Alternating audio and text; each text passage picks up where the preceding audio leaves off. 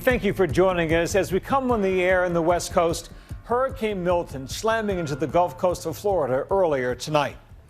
Making landfall near Sarasota is a Category 3 storm with 120-mile-per-hour winds. Those monster gusts sending walls of water.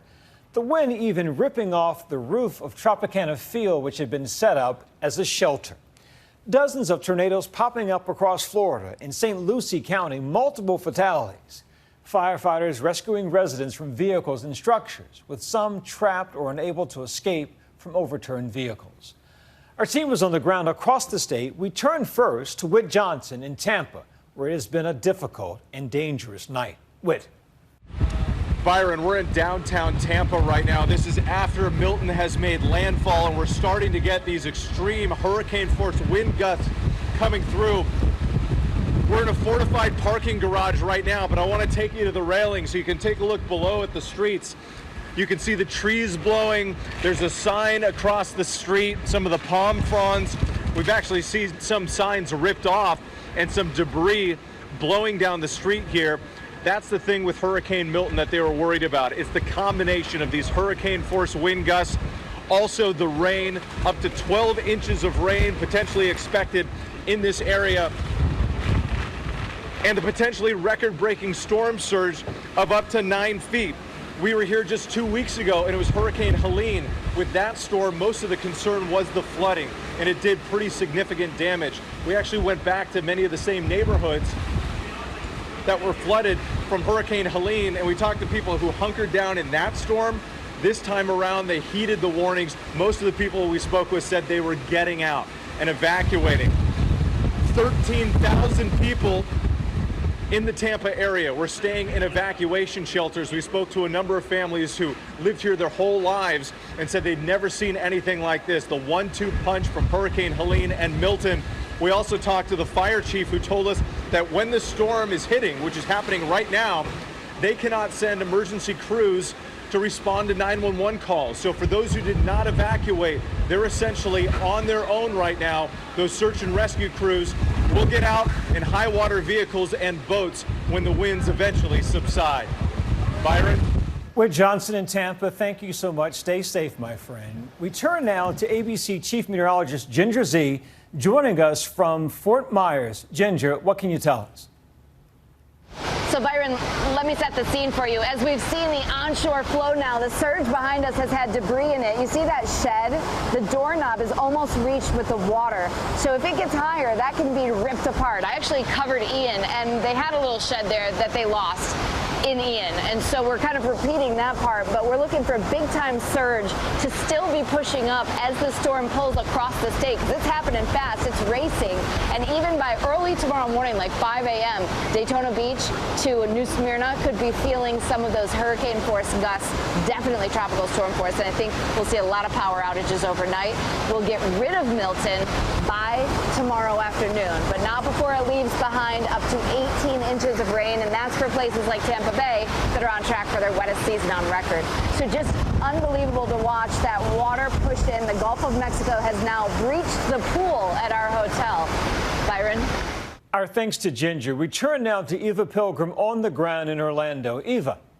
Byron, we're here in Orlando, and we are starting to see the more powerful winds and downpour from Hurricane Milton. When you look at the track of where this hurricane is headed, it's going to be just south of Orlando, which puts us on the dirty side of the storm, meaning we are going to be getting all of that rain. It is going to be very wet here. As someone said, it's like a fire hose turned on in the area. And this area was getting prepared for that. They drained some of the lakes to make space for the water. They've also encouraged people, if they're in low-lying areas, to park their cars in parking garages. The city opening up those parking garages, allowing people to park there for free.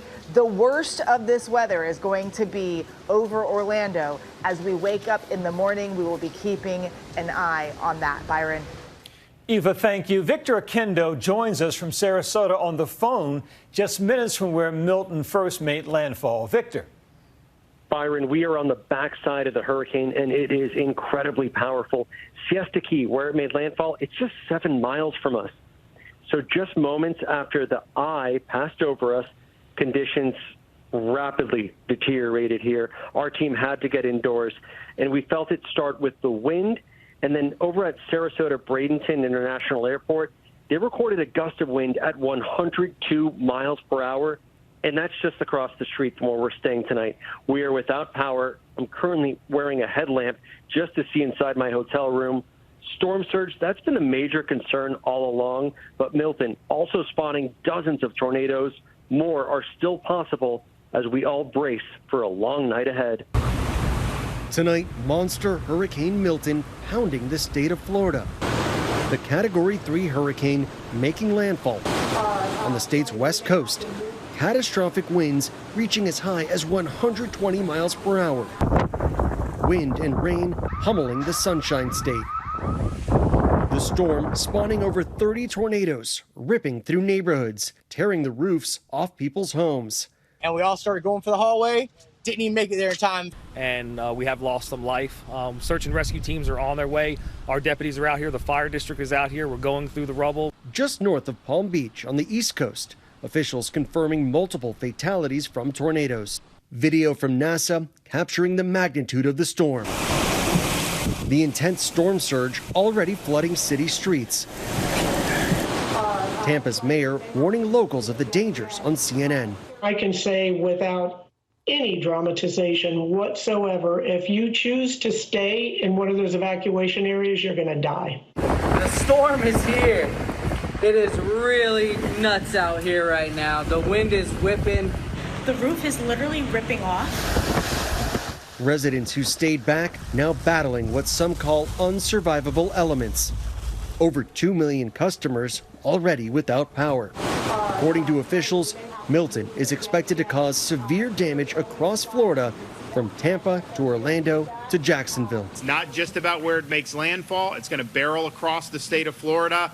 A local emergency currently exists. As Milton was barreling towards the coast, officials begged residents to evacuate. The Sarasota County Sheriff's Office is calling for evacuation. While many Floridians fled the path of the storm in a mass exodus, for some, time ran out.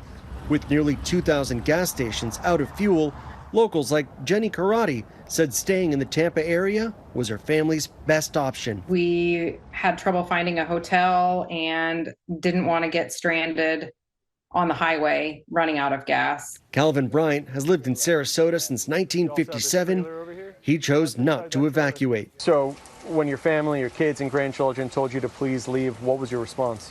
I'm not going nowhere. As the storm surge got closer to the coast, dangerous tornadoes spotted across southern Florida. Terrifying home surveillance video capturing the moment this tornado roared through Fort Myers. Another tornado spotted on a traffic camera crossing I-75 west of Fort Lauderdale, far from where Milton is taking direct aim. I watched it grow from tropical storm to a Cat 5 monster within 2 missions, which is the fastest I've ever seen anything rapidly intensify. Earlier today, hurricane hunters from NOAA headed into the eye of the storm to evaluate its strength and size. This is the craziest storm that I've ever flown inside of, hands down. Multiple missions in a row with the worst turbulence I've ever seen. Once you've seen the worst, you have to prepare for the worst. Rebecca Binkowski is no stranger to hurricane season. There's a lot of stuff to throw away. In 2022, Hurricane Ian destroyed the island of Sanibel, 20 miles off the coast of Fort Myers, the location of her beloved bookstore. After the devastation, she had to rebuild an entirely new location. But with her new bookstore in the path of Hurricane Milton, she decided to evacuate, this time to St. Augustine. I may not be able to come back to my store for weeks, months, who knows. So I took all of the merchandise out of my store. Milton coming on the heels of Hurricane Helene. The destruction from that Category 4 absolutely devastating. With more than 230 people killed, according to officials, Helene is now the deadliest mainland hurricane since Katrina. Helene ravaged the southeastern states, particularly North Carolina. Deadly mudslides, water plants severely damaged, hundreds of thousands left without power, roads completely blocked, bridges collapsed. One family in the town of Fairview losing 11 people. My mother and father, my aunt and uncle, my great aunt and uncle, lost cousins.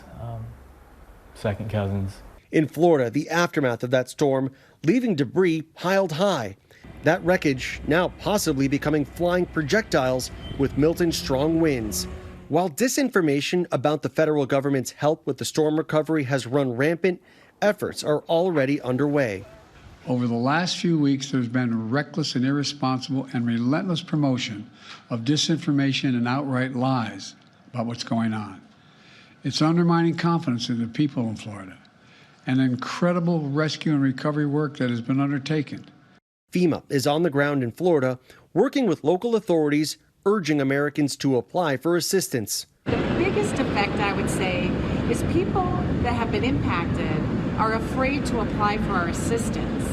Assistance that then they can get a hotel room. They can get reimbursement for some of the costs or damages to their home. But as Hurricane Milton continues to pass through the state of Florida, the results of its devastation is still unknown.